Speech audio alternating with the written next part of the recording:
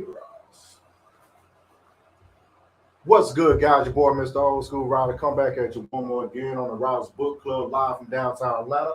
I have a very special guest. Introduce yourself, sir. Yo, I am author Maurice Oh, you McFadden. don't have to lean. Just You talk. know, author Maurice McFadden. Tell us about yourself, Maurice. Um, raised in the Bronx, New York, South Bronx, North Bronx.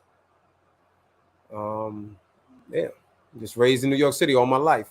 You know, Tell us all a my little life. bit. Tell us a little bit about it back in the day. You're a little bit older than me, just a little bit. Just a little bit. How the good old days were, man. Good old days was good, man. Real good. Music was good. I came up before, like when hip hop was first starting. Before records. Mixed tapes. Park jams. Stuff like that, man. Original hip hop, man. So that's my era. The 70s and 80s, 90s. That's my era right there. Yeah, being from Texas myself, I love hip hop myself. I actually grew up around it. Man, I was listening to hip hop before I was listening to like R&B, Right. like the 80s and 90s or whatever. Yeah, I had an older brother. He was like maybe 7 or 8 years older than me. We used to listen to like East Coast hip hop, Yeah. like Run DMC, all the greats, Curtis Blow, all them cats, man. But that's cool. It's crazy though, man. I didn't start off listening to hip hop though. What My, you my listen to? first love is jazz. That actually became my first love like later. My first love was jazz, man. I had a babysitter that babysat me when I was younger. She used to be a cook, to Count Basie, Duke Ellington, and all those cats. So I learned how to play drums through those guys, man. And then I went on to play saxophone. And then when music came about, everybody went into computer.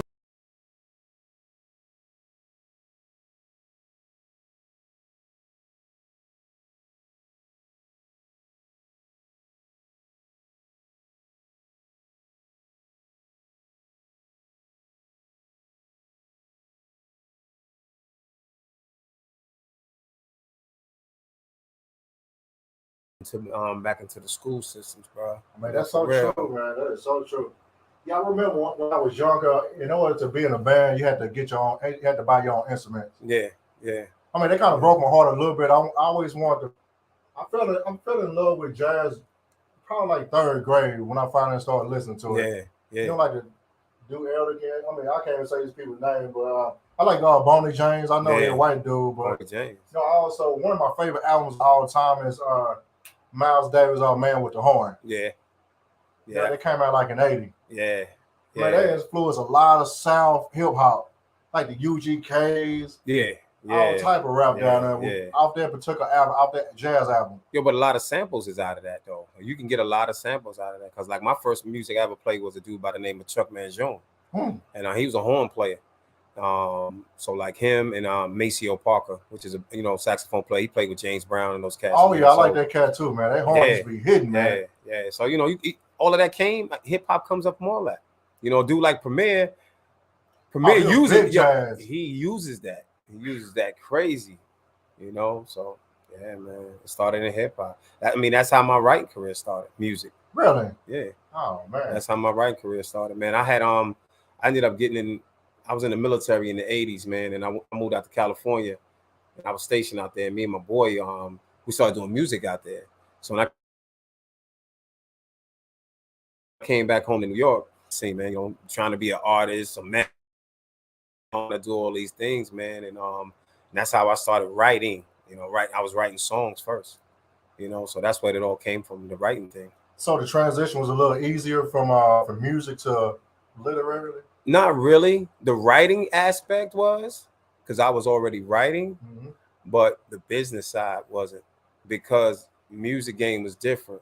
You know what I'm saying? Like, back in them days when I came up, like anybody old school dudes, we were selling joints out the trunk, and we ain't got digital like we got now. You had to hustle your records. You had to go to the record stores, put it on consignment. You know what I'm saying? You had to hire a promotion company, and then you got to make sure they promoting it. You know what I'm saying? You had cats going to Jack the Rapper or going out to Houston or going to these places, and they supposed to be out there promoting your records. They ain't doing that. Oh yeah, they take your money and throw your stuff in the trash. Dude, they did that to me. I see it all the time when I be doing my flyers for the show. Yeah, I be seeing some of the street team.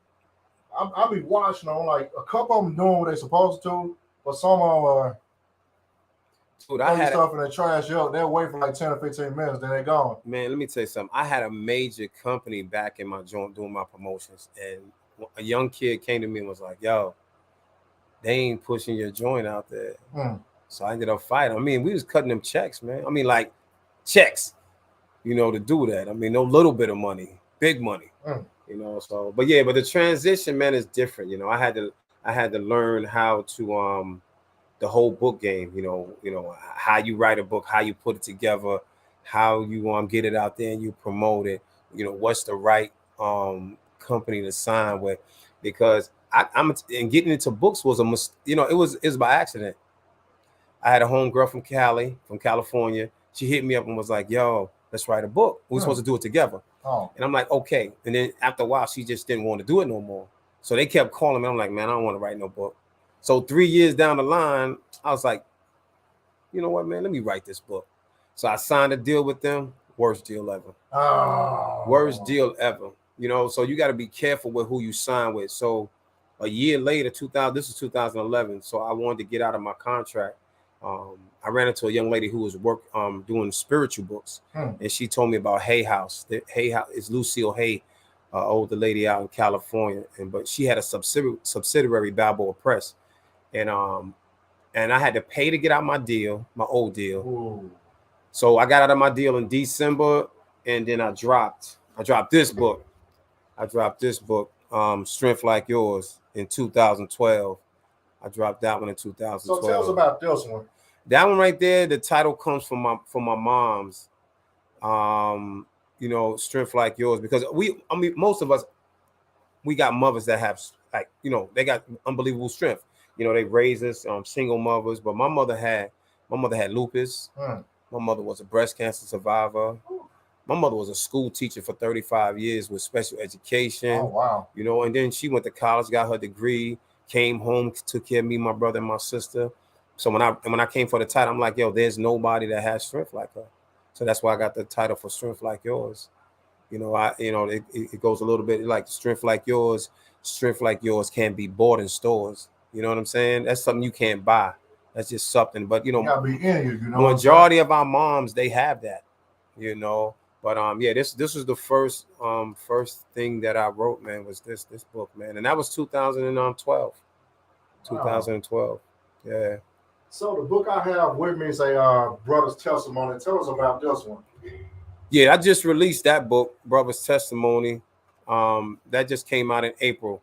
That's my testimony about my life, how God saved my life. I used to be an alcoholic, and God took the taste of alcohol out of my system about 3 years ago. Wow. But I had to sit down, and one night I had cursed a young lady out, and I felt bad. And I called my pastor, and I'm like, "Yo, I messed up." And he was like, "Just pray on it, pray on." So that same night, I called a VA because I'm a veteran. I called to get help, therapy, which I said I'll never do. But therapy helped me, because it put me to the point that I figured out in my life what was the main factors of me, losing my marriage, not being in a good relationship with my kids, not being in a good relationship with women, period. And all the factors was alcohol.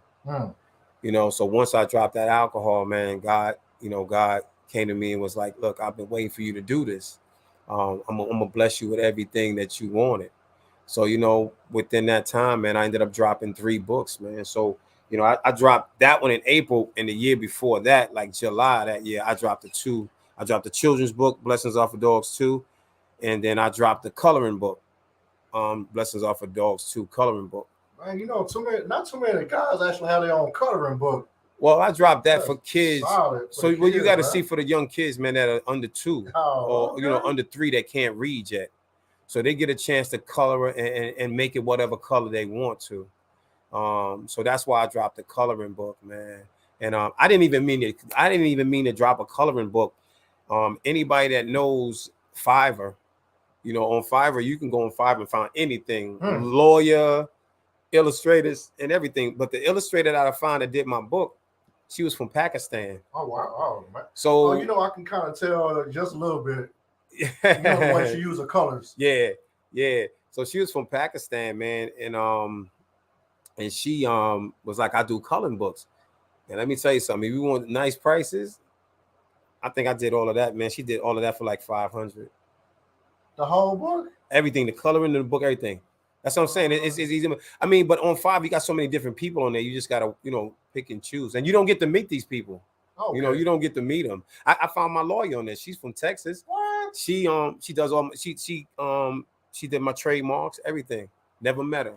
Yeah, you gotta shoot me that link, man. Yeah, but five is definitely on point, man. But yeah, that's what I dropped these two.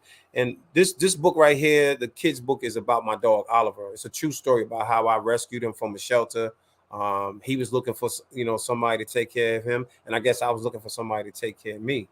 And in the front of the book, I this right here, everybody can see that. That's a dedication to him because he ended up passing away in April of last year before the book dropped. So I dedicated 12 years of my life for him, you know, just bringing joy to my life.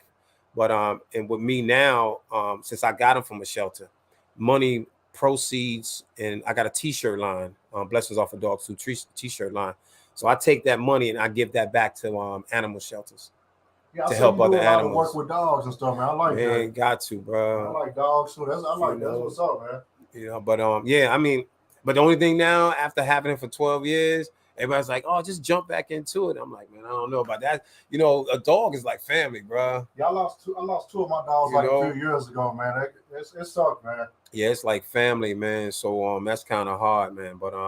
But this is right here is gonna be a series though. Blessings Off of Dogs 2 is gonna be a series. So I got more books, you know, it'll be the Blessings Off of Dogs 2 main and then subtitles, man. So I'm working on 2 right now out for next year. I got Blessings Off of Dogs 2 for, First Christmas, and then Blessings Off of Dogs 2. I don't even know what I'm gonna title that one yet. Yeah, don't give it away yet. Yeah, I don't know what else, but hopefully, and then I'm working on a nonfiction, which is kind of It's kind of crazy. Yeah, that's my first thing going on that level. That one's called Letters to the Mainland. Oh, yeah, that's gonna be tough. Nah, really, the story talks about a girl in prison, and she ends up getting a pen pal, and they fall in love. All right, hold on, don't tell me. Yeah, don't say no more, man. Yo, it's deep. It's already sounding good. Man. Yeah, it's deep. But Letters from the Mainland. It's based out of. When I say Letters to the Mainland, it's based out of Hawaii, because that's one of my favorite spots to travel to. So plus I was stationed over there in Hawaii.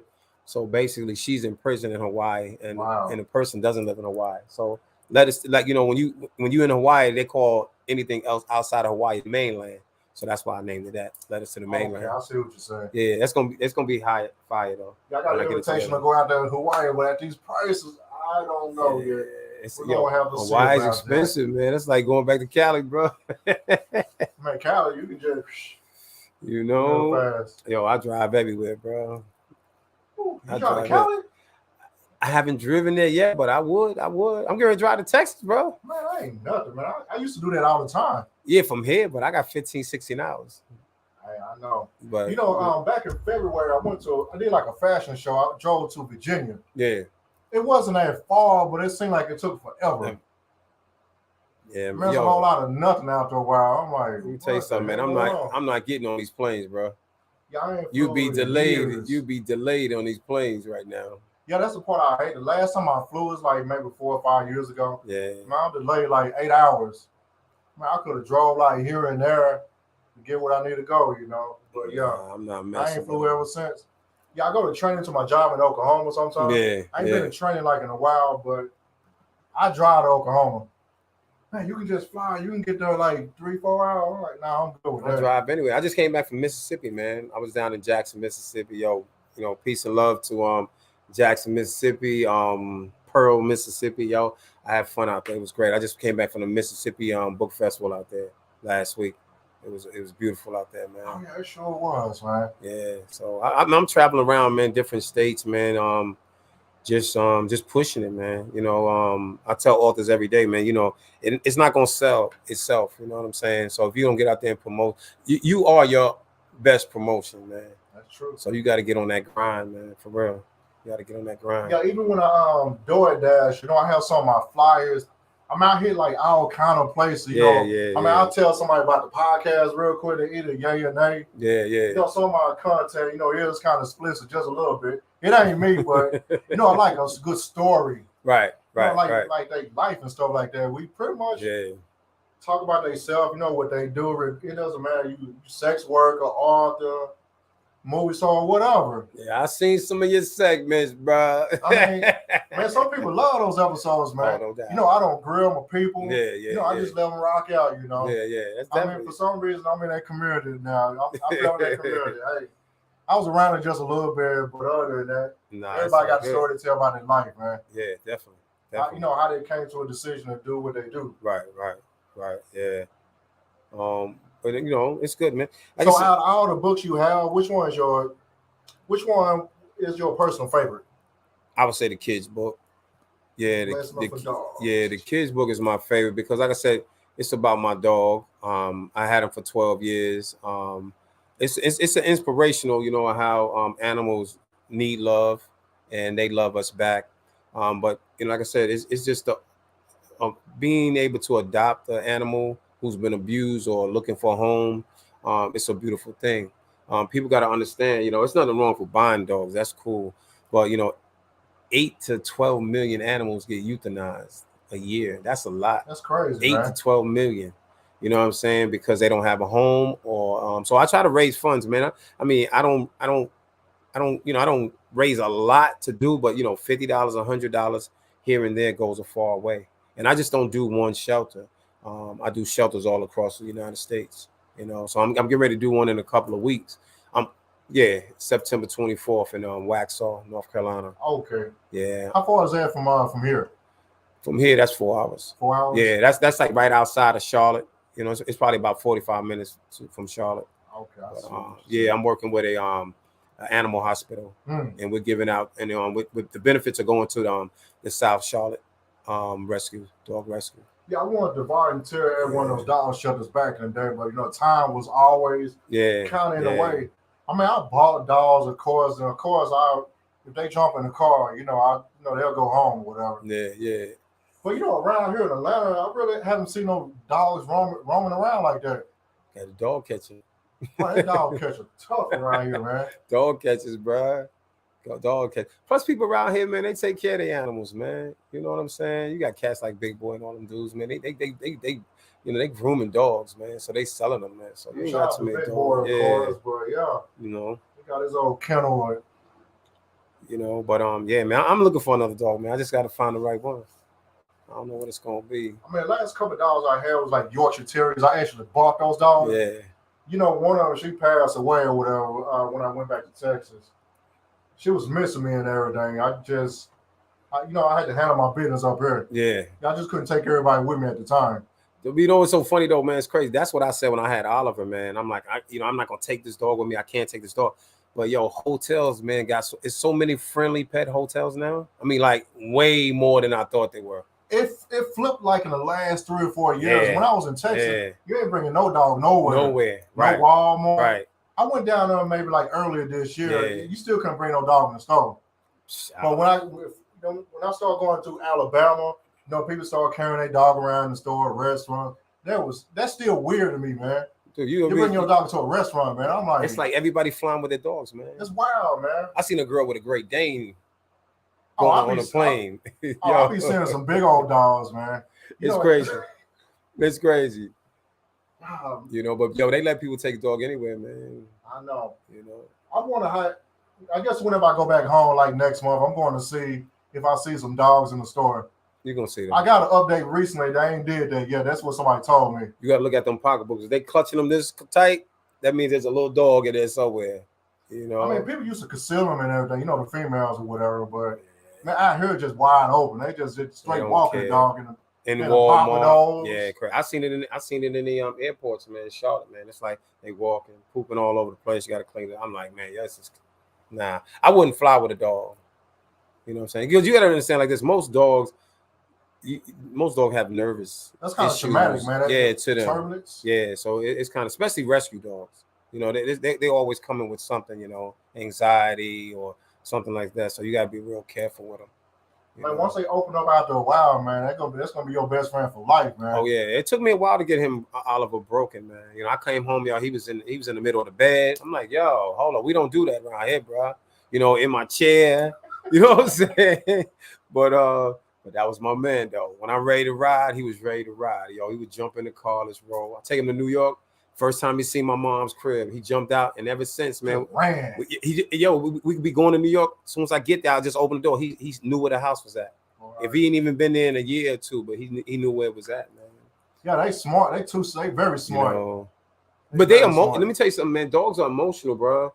My mom's passed away 4 years ago, so I took him with me to go stay in New York while I, you know, closed on the house, did some things. So I had to be there by like 6-7 months, and he got sick. Because he was in the house up the stairs, like looking for her, and never found her. So I had to end up taking him back to where I was staying. I was staying in Virginia then too, and I had to take him back, man. And the doctors, man, was like, it killed me because I ain't know there was no real thing. Yeah, it was like heartbreak, man. He was sad, because she wasn't there, man. So it threw. I mean, I knew I was sad. I missed my mom's, but I didn't know that he was going through the same thing. But yeah, dogs feel too, man. That even remind me of a story when my younger brother passed, like within hours when Tupac died back in '96. Yeah. I was at a game. We had like a white Cocker Spaniel. No, he was, I guess what they was telling me, he was looking for my little brother to get on the bus, but he didn't make it. Or whatever. Next thing you know, dog was moping around. You know, like 3 or 4 hours later, he passed away. Wow. I'm like, yeah, he died of heartbreak. That's crazy. That's what Oliver was, a Cocker Spaniel, man. But yeah, it was crazy, man. But yeah, dogs, man, they feel. And somebody asked me, how did I get the title Blessings Off of Dogs too?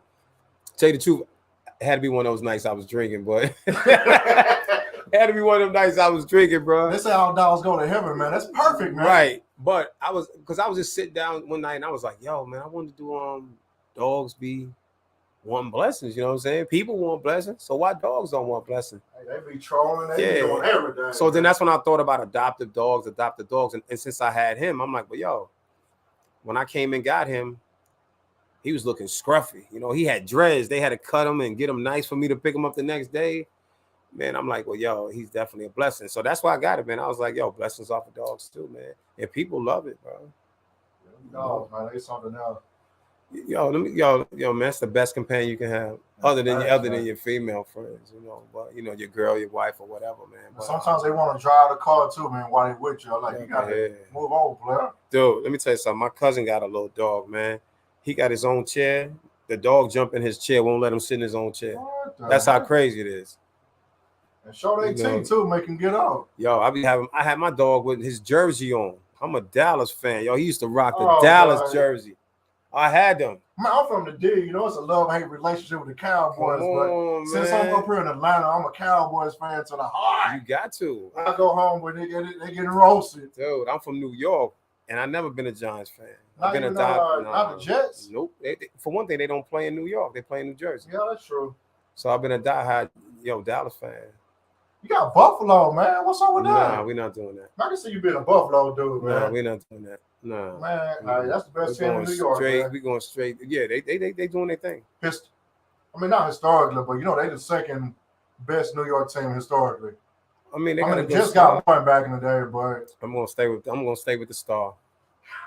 I'm gonna stay with the Star. I love the Cowboys, y'all. Don't forget that. Home folks.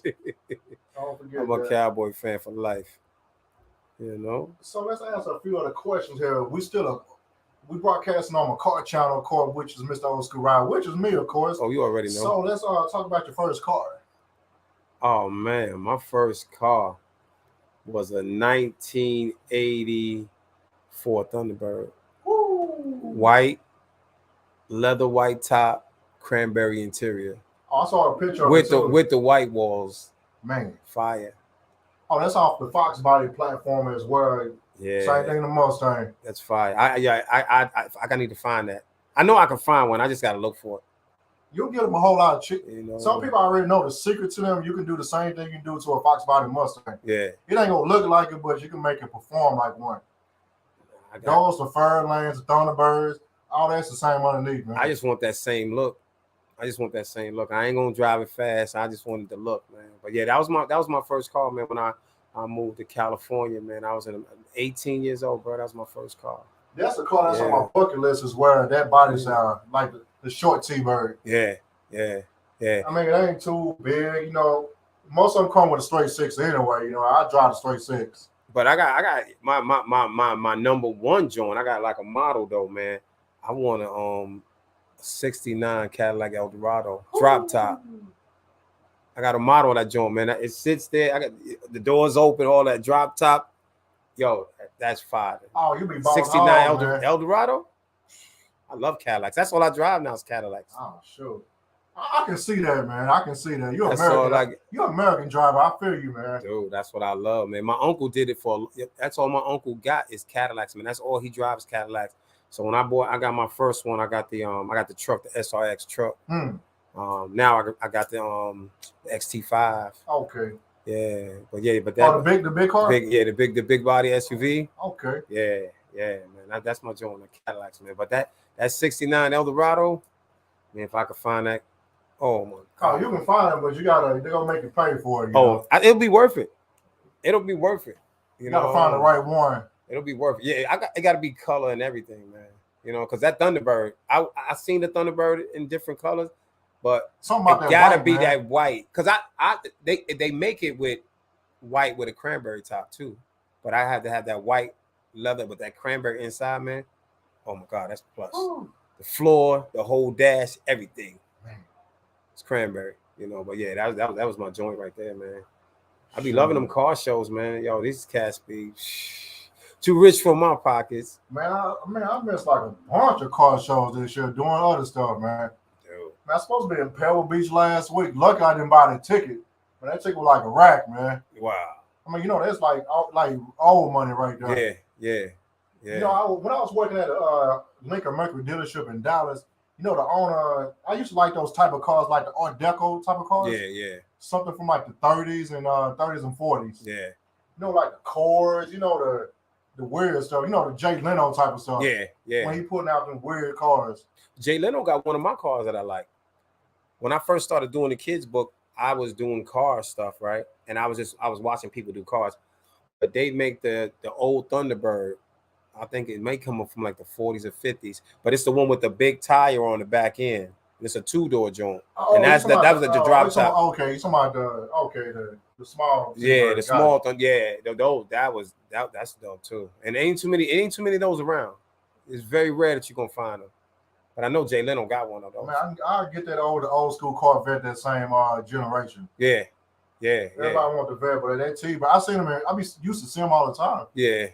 But everybody got vets, man. When I was in Virginia, man, they have these vet shows, man, and it was crazy to see how many older black dudes was driving Corvettes. Oh, you know us Negroes like our Corvettes, man. Especially convertible configuration. I ain't know we liked them like that.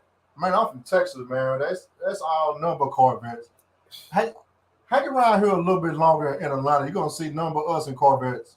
Do they got Corvettes now? I thought everybody was riding them. What they doing? Them Chargers now? I mean, they doing that still, but them Corvettes, they hitting, especially a brand new C8. Yeah. You know, with the motor in the back. Right. We ride them, man. I try to get one, but the pandemic kind of jacked everything up. They talking about they want like $100-something. I'm like, I'm good with that. Yeah, no. I wasn't gonna go over 65. You know, I put a deposit down in my local Chevy dealership. You know, hey, we got the car here. Like a couple years later, like, hey, it's gonna be a premium. I'm thinking, you know what? They're probably gonna charge like maybe 10 or 15 more. I'm like, I'm cool with that. No. He's talking about it's gonna be like 102. I'm like, 100 what? Yeah. I'm good with that, fam. Since the pandemic, man, they don't boost everything up, bro. Some of that stuff actually starting to come down now on most cars. It's like the bubble pretty much popped on the cars right now. Well, if you can get them, hopefully they start making chips in America. We'll be all right. Sure, that's gonna be American and some oil, man. I know. I'm trying to tell you. I wish these oil prices would go down. Gas is the killer. The car I'm driving today is my Jetta. It's a diesel. I was driving it when it was like $6 just for a little bit. I'm like, you know what? I actually started putting that out like 2 weeks ago. You know, my Honda, I had to take it to the shop, do some recalls on it and whatnot. I'm like, you know what? Dude. The diesel went down a little bit. Let's go and jump in there. I mean, it's crazy. like 4 or something. And I drove it up to like 603, man. That's why, yo, I had the C300. I had to get rid of that C300. They was doing that premium. Yo, that premium, man, is a beast, boy. That gas was killing me, boy. That premium. And I ain't even know when I first got it, it was taking premium. So I opened it up. My brother got a Jag. So he was like, yo, you got premium for that joint. I was like, oh, dude, I got to get rid of this one, B. I know, man. Yo, especially when that joint was hitting too. Premium was like $5, $6, man. I'm like, nah, dude. I don't know. I remember back in the days, yo, dude, if you had $5, you was good. Oh, my You could ride days for $5. You know what I'm saying? Man, I'm telling you, the car's still around to this day. Boy, my first official car I bought, a 68 Mustang with a straight 6. Yeah. Automatic, of course. It's still around. Hopefully it get fixed up one of these days. It's in the archives right now. But I remember me and my partner, he had a 79 Cutlass, like a teal color. Man, we used to throw like, man, we was broke, man, working at Walmart. Man, we scrape our little money together after bills paid. You know, we get like maybe $20. Yeah. You know, we'll split like 10. I mean, he'll split. I'll take 10. He'll take 10. You know, you might get some at Wendy's real quick, spend like $2, $3. Yeah. Put the rest in the tank. That's when gas was like 82 cents, 85 cents. Yo. Like in the late 90s. Oh, yeah, you can go far for that. You know, not these days, bro. It's like, yo, with that pandemic hit, boy, we was talking like $100, $150. Dude, that's a bill payment. Man, I remember recently when the gas prices went up. Yeah. You know, I had like a new body style Honda. It's a turbo 4-cylinder. I was trying to. It's a bigger car. You know, it's good on gas, but you know, it's not my Jetta. Yeah. My Jetta. Now I can't even say it right, but that diesel started creeping up a little bit too much. I'm like, I gotta make a decision. You know, I DoorDash sometimes or whatever. Yeah. That's how I found this. I can't say where we at, but everybody they know where we at. But I found this location on one of my DoorDashes late at night. But I drove that Jetta to like 603, man, like per gallon. I was gonna drive maybe up to like $8. I'm like, you know what? Let me just go ahead and just sit it down for a while. Yeah. You got to, man. Yo, now, that's it's back to, it's decent now. It's decent now. I was paying over $3 anyway for a long time anyway up here. Yeah.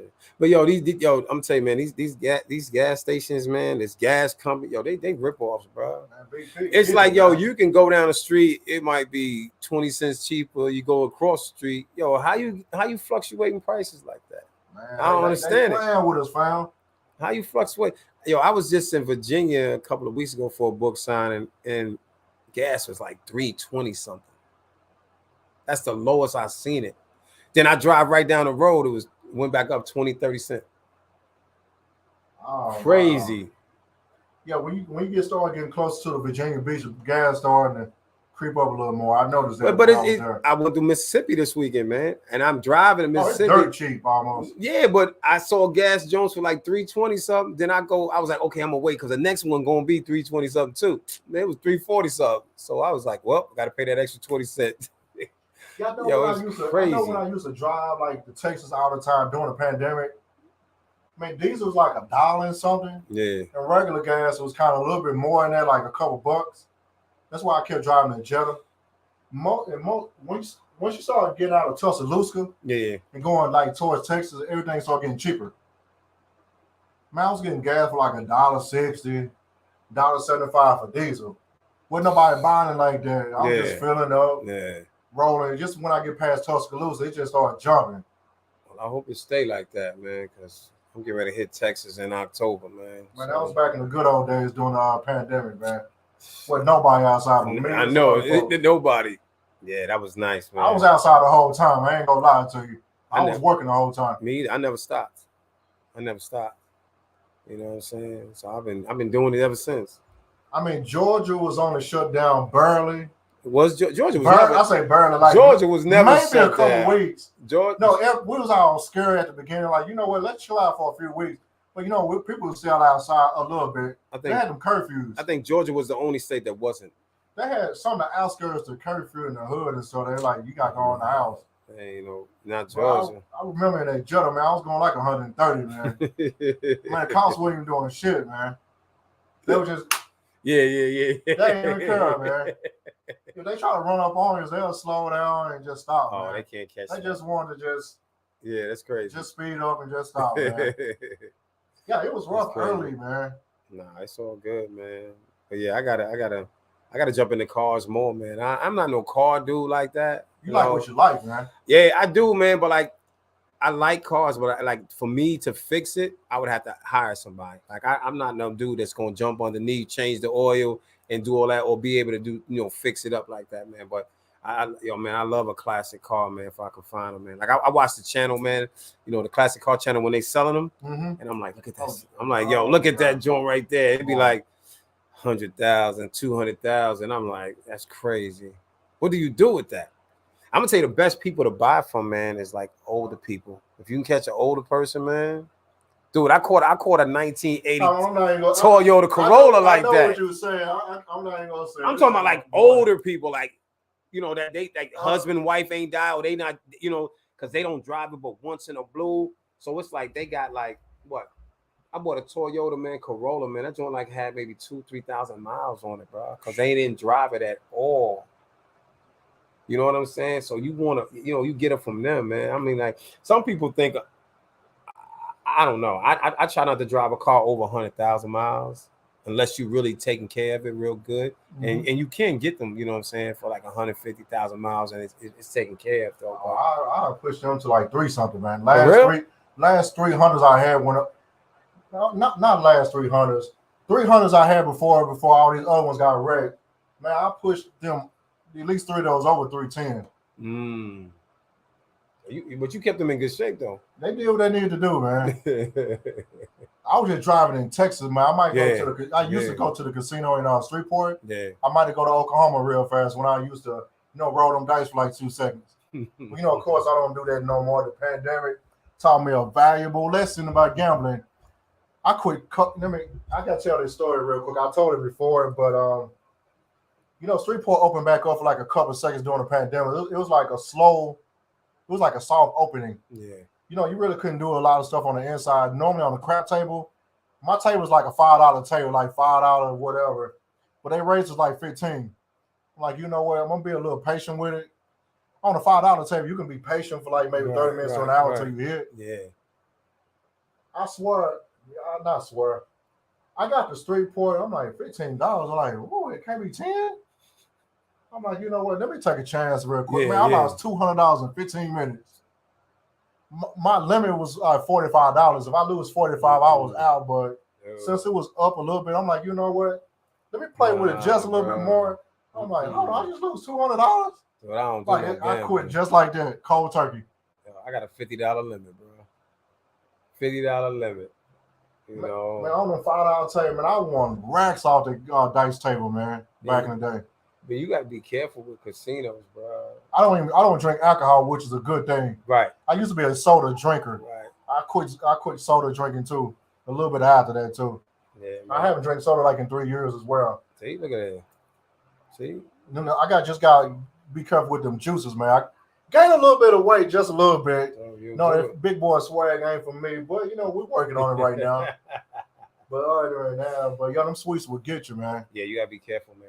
And them certain drinks, though, man. Even alcohol, you gotta be careful, man. Put a lot of calories on you, bro.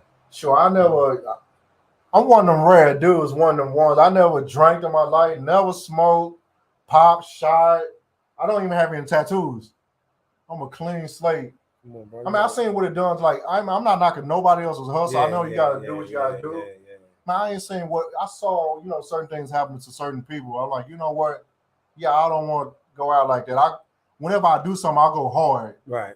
I'm afraid if I start drinking, I'm gonna go a little bit too hard. Something gonna happen. That's my worst fear. Yeah, no, you gotta maintain it, man. Some people can't handle it, bro. You know what I'm saying? Like, me, I couldn't go soft. I'm going all in or none at all. Man, it's either hard or nothing, man. Yeah, so you go. It's cool to go hard like that, man, but you can't go for that for a long time, man. You know what I'm saying? You gotta worry about your body You know, it takes a wear and tear on your body after a while, man. I mean, you know, you see some people, man. You go back home where you sit, and you be like, damn, yo, he looking rough, yo. You don't age like 20, 30 years more. And you be like, yo, me and her, him went to school together. You know what I'm saying? Be like, yo, what happened to them? Man, some people think I'm like mid-20s and maybe close to 30. Yeah. No, I never did anything. You know, I keep my. I mean, I get my shape up, man. It's over, man. But yeah. I look a little young and self-degraded, but I don't look my age. Come on, man. No, I can still run real fast. I got a little belly on me, but I can still do everything like everybody else do. Yo, ain't nothing wrong with them grades, bro. Yo, be who you are. Man, they love them grades, man. I just started rocking mines like that now. But I can't. Yo, it is what it is. That's wisdom right there, though. I was gonna Beijing up like, you know what? It ain't that bad. I'm a roll, man. Be on there shiny like a mug, boy. You out there get that try to get that black on it. Nah, man. Now I swear if the hairline go up, man, some people already know what I'm gonna do. Like they do on happy days, man. I'm gonna hit that Bosley too, man. Yo, my edge are gonna be bam back right here. Come on, bro. But it's gonna be like a straight razor over there. Like, man, what you? Hey. This is the new era, bro. You seen the dude? They gluing hair in and cutting fades in, dude. That's tight, though, man. It is tight for somebody else. Yo, I'm gonna tell you what threw me off a couple of years ago when I found the brothers rocking the beards, the painted on beards. That tripped me out. That threw me out, and that came from here, Georgia. That's the first time I seen it was in Georgia. Man, that was going too hard on that Beijing, man. They got better technology now. Yeah. Man, you can't even tell the difference, man. You can't. It's crazy. But that threw me off. And that was about maybe almost 10 years ago when I first saw that. Oh, in Atlanta, Atlanta home of everything. Whatever you can think of, they can do it. They do it here. For real. You see it here. Man, dudes that got a hairline like way back here, I see them, they got a full hair dreads, man. It's crazy. Like in 2 hours. It's crazy. Yeah. It ain't gonna come out for like a month or two. They can do it, man. They can do it. I ain't messing with them, man. You know, I ain't going bald either, but I ain't messing with it, though. Yeah, I ain't going bald either. Go ahead and cut a piece of meat, man. It's gonna be straight. I'm gonna rock my Caesars low cut all the time. Man, I'm 42. I made it already, man. My hairline go. I'll be good with that, but my ego, man, you don't supposed to be prideful and all that stuff, but I can't go out like that, man. You'll be all right, bro. I'm gonna take some money out and let go. You just gotta cut it real low, you know what I'm saying? Cut it real low, man. We're gonna see, man. I tried those fibers, man. No. I sweat too much. I do too many activities, man. That ain't gonna work for me, man. Everything, all of that, they got the growing oils and all of that stuff, man. Man, none of that stuff don't work, man. Don't let them people fool you, bro. Oh, yeah. Oh, don't let them fool you. Don't let them fool you. Oh, some of my people, I'm so sorry, but hey, it is what it is. They be like, yo, I've been trying this oil and it ain't working, man. It ain't never gonna work. That's some genetics, man. It's done, it's done. God gave it to you, God took it away. It's a wrap. Man, my old man, he had his hair to like almost 60 something.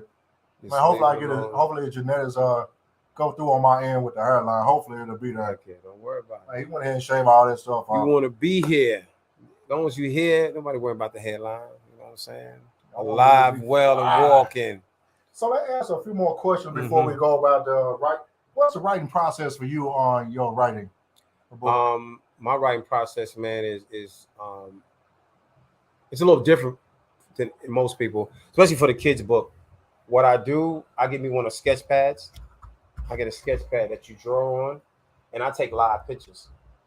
So I take live pictures, and then I place them like that. You know, I do the live pictures by page by page. So I got the live version of it of what I want it to look like, and then I give it to my illustrator, and then we go from there. So I give her a reference instead of just somebody just saying what they want.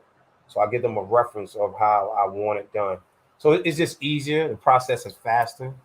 You know what I'm saying? So it's a whole lot faster that way for me. But all my writing, though, you know, that's why this nonfiction book is a little bit hard, because it's fiction, and I'm not used to fiction. Like all of this stuff in my books is real. It's my life stories. It's true stories.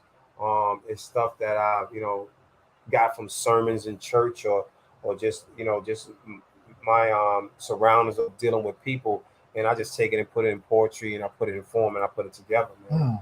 But I mean, so it's a little bit easier for me because it's all true stuff. But like this fiction book is, like I said, it's going to be challenging, and I'm ready to do something new, man. I'm ready to do something new. We're gonna use Fiverr to get some of yourself for your fiction for your movie. Nah. The 501, I already got the book cover done already, everything already, man. You know what I'm saying? So that's another thing, man. It's you got to start somewhere. So I got the book cover laid out. I had somebody design. Now, will that be the final book cover? I doubt it. But at least I have a base, because this children's book didn't look like this either. I had my actual dog on the cover of the book. But like I said, through the transition of 8 years of me processing the book, that's what it came out to be. Man, and I'm happy with it, bro. That's awesome right there, man. I'm happy with it. So what would you suggest for somebody that want to write a book for the first time? What would you tell them how to start it off with? How to start the book? Well, I mean, for one thing, man, the first thing to do is make sure when you start your book, you got to copyright this stuff. You know what I'm saying? Like, a lot of people wait for their publishing company and all that to do it for them. And it's cool that you do that. But no, you want to copyright your own work because it's protected with you. You don't know. I mean, you send it to somebody else and you wait for them to copyright your material. They can throw their name on it. Yep. You understand what I'm saying? That's just like the music world, the publishing and all that. You wrote the song, did the beat, but somebody else got their name on it. And because you gave them you gave them the rights to doing all your business. So, like I said, anything in this, man, just stay on top of your game. You know what I'm saying? That's the first time somebody has said copyright first. Most of the time when I have authors on the show, they do mention copyright, but it don't come up first. It comes like a little bit later. Nah, that's maybe they probably do that, but the way you said it first, copyright, you got your stuff written, copyrighted, then you send it off. Right. You don't send out your transcriptions if you have a copy written. Like I said, I mean, you see people like that every day. People coming up and saying, "Yo, I wrote that movie. I did this," or I could be like, "Yo, 5 years ago, I gave Mr. Old School Rider, this design for a car." Next thing I know, you don't make the car to everything, and I'm like, "Yo, that's me," but that's your fault, or you ain't copyrighted. That's true. You know what I'm saying? That's like when I patent the name for this book. You know what I'm saying? I patent the name for that, the trademark on it. So I did that before the book came out because I want to own the rights to everything I have. How long does it take to copyright your material? Well, I mean, and trademark. You can send a copyright off. It might take them months for you to get back, but once it's in the office, that's all you worry about. Once they have it, I mean, they're sending like a confirmation and things right. Like that. But they send you a certificate. Okay. DC will send you a certificate, and it's crazy because during the pandemic, it came faster than before. Before it used to take like 5 or 6 months. During the pandemic, I got it in like 2 or 3 months. Man, the red tape got cut out. Well, there was nobody at work. There you go. Everybody's working from home. But I mean, to me, that's my process. You know what I'm saying? I'm not giving my book out. I'm not giving nothing out till I copyright it. Make sure I'm protected on anything that I do. You know what I'm saying? There's somebody mess around, steal your book, turn into a movie or whatever. You get none out of it. You got to sue. You might get some out of it, but you miss all that other money. Well, I mean, recognition or whatever from it too. If you start off, you ain't got that big money to sue nobody. I mean, that's true. So you ain't got that big money. Yeah, people will want more money. They'll just stall you out, man. Oh yeah, and then you don't get nothing. You don't get nothing at all. But if you protect yourself from the beginning, you can. I mean, so what's another thing somebody else needs to do? Copyright, that's very important. Right. What's the next thing somebody need to do in writing a book? I mean, the next thing, man, and which I don't see people do, people just think that because you got a book out, that it's gonna sell itself. It's not. You gotta get out here and hustle this book. I mean, now we got the YouTubes and we got the Snapchats, we got Twitter, Facebook, Instagram. Mm-hmm. That's cool too. But now you gotta hit this, you gotta hit that ground, man. You gotta do these. I mean, like I do 2 to 3 book signings a month. That's where I met you at. Right. You met me in Atlanta. So I was in Atlanta, and when you met me in Atlanta, I had just came back from Tennessee. And then after I left Atlanta, I just came back from Mississippi last week. So you got to get out there and run with it, man. You know. That's what when I was at the book fair, some of the people that was on my book show in the past, I pulled up on them to do my networking and things like that to talk to them. But what I wanted to focus on, I wanted to to meet the brothers, actually the book authors. Right. I mean, it's like in the urban world, it's dominated by women. Yeah. Most of the time, it's not many not many brothers out there writing books with certain subjects. Yeah. You're like one of the first people that have like a love book. No. I mean, it's for love. You know what I'm saying? It wasn't no. I had sex with. You didn't have that. You know what? That's what I liked about it. I don't knock other people. Nothing wrong with that. Knock other people, but that's not my thing. That's not my thing. Yeah, y'all was serious when I came over to the table. But if you noticed it though, man, if you noticed that book festival you came to, I think it was only maybe 2 or 3 men, and I think it was quite a few. It was more than that. I haven't put all the pictures on there yet, but I am gonna get them on the show. But I'm sorry, y'all. I'm slow right now. Things kind of in the way right now. Yeah, but it was majority women though, man. It's very rare, man. I don't see a lot of brothers when I go. I think it was like maybe like 8 or 9 brothers out there. Yeah, but that's little compared to it was like 50, women. 60 it was like probably at least 50 women out there. Yeah. But that was just a dope networking though too, man, because you had people from all over. You had Ohio, especially Chicago, Atlanta, Detroit. Detroit was in the house. You had they represented down there. You Chicago. had some sisters from where was it from? Louisiana. Yep. You know what I'm saying? So that was the best thing about, and that's why I like the traveling thing, man. To be able to go out there and network with the people, and that's why I did 2 different books. Because before I had just the children's book, it limited me to what to certain festivals. So like when I go to when I do children's festivals, I sell a children's book, but I put my poetry book out, and some people get it. But it gives me an alternative to have more than just one style book to be able to market to people. So that's another thing too. You know what I'm saying? When you're doing your marketing, if you're trying to get out there, try to do a different variety of books. You know what I'm saying? Because like I said, it just opens the door open to different things. So like I said, when they having book kids things, I can go through the kids things, and then I can mix it up. Your writing is versatile. Right. Yeah.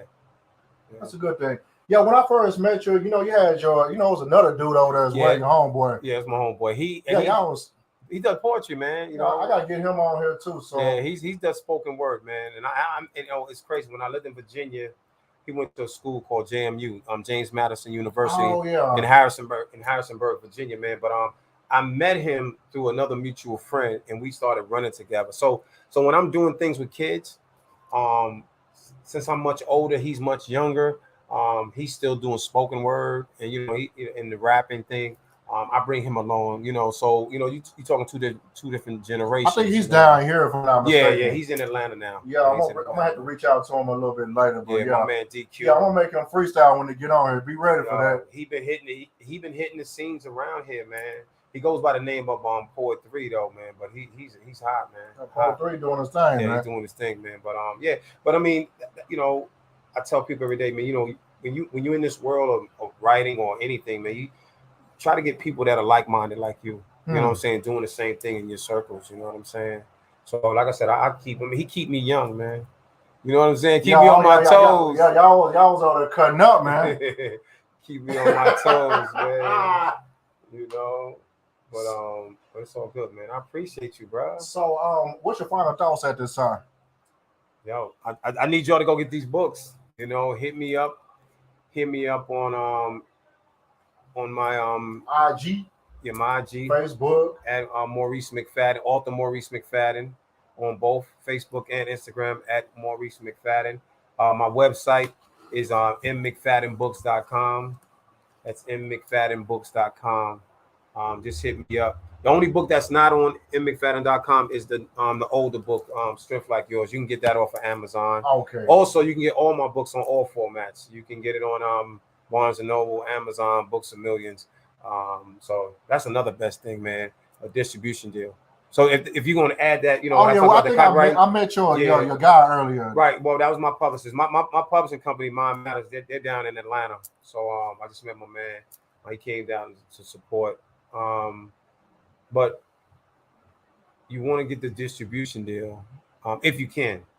Ingram Sparks, and there's another company, I forgot what it is, because a lot of these book companies now, they will not put your books in stores if you don't have a distribution deal. Before you could just walk into a store and be like, yo, could you do this for me and do a consignment thing? You still got stores that do that, but a lot of the black stores like Mahogany Books in DC and stuff like that, they won't take your stuff if you don't have it. If you don't have a distributor. So so that's a better option to have a distributor, right? Yeah, you do, and then you have people that just do these I think what is it, KDP deals through Amazon. Okay. But I was wondering about that. Quite a few people. I think Amazon. I don't know. They take 40 or a half or whatever. I don't know what they take because I don't have that deal with them, but they take a nice chunk. Only thing about that, you only promote it on Amazon, so that's the only thing. My thing, I'm promoted on all formats. Like I said, I'm on Books A Million, I'm on Barnes and Nobles, I'm on Amazon. So I'm just, and plus I can go. My thing is worldwide. You know what I'm saying? So any store, you can walk into the store. If you don't see it, you can ask them for it, and they can order it because it'll come from my distributor. There you go. You got that catalog, man. Oh, you got to, bro. You got to. I want my joint to go worldwide. I don't want it to just be in the hood. Man, you did that, man. I want to go worldwide. That, y'all had to get you on, man. Oh, man, I appreciate it, bro. You definitely. I appreciate it, man. Brother ran up to me, man. I thought he was trying to jack me. Man, I know how y'all New York dudes be, man. What's up, son? I had to, connect with the brothers at the show. All the people that was on my show, it was all female. Right. It was like 4 authors that was there. I pulled up. I know it's all the brothers like in certain sections. Yeah. I think I talked to all the dudes at the book fair, but hopefully I get all of them on the show. Yeah, that'll work. Here or virtually. Yeah, that'll work. But we're gonna see. I will be pulling up in certain states. Hopefully I get to Illinois here pretty soon. But definitely. Yeah, I know you're gonna be in Texas in October. October 20th through the 23rd. Man, we'll be I gotta try to get the H-Town, holding it down. National Black Book Festival in Houston, man. That's gonna be dope. Oh, that's gonna be hidden. Yeah, that's gonna be dope. Like, and it's what it is, yo. Black authors matter. You already know. Man, other than that, your boy, Mr. Old School Rider, out on the Riders Book Club. I have author Maurice McFadden. Get all these books on all platforms. Hit him in his IG. Whatever you gotta do, he got the stuff for you in all categories. Oh, no doubt. We're gonna end this right now. We'll catch y'all next time. The replay gang on deck. Peace.